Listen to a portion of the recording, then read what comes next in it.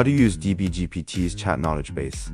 Chat Knowledge Base provides Q&A capability based on private domain knowledge, which can be used to build intelligent Q&A systems, reading assistants, and other products. DB-GPT also integrates RAG technology to enhance knowledge retrieval. The process of operating Knowledge Base is relatively simple.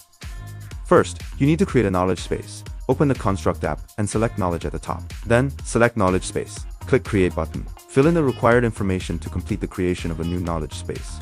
Knowledge space is a document space that organizes and manages specific types of knowledge. Documents of the same type can be uploaded to a designated knowledge space. You can add documents in various formats, including plain text, URLs, PDFs, Word files, Markdown documents, and other document types.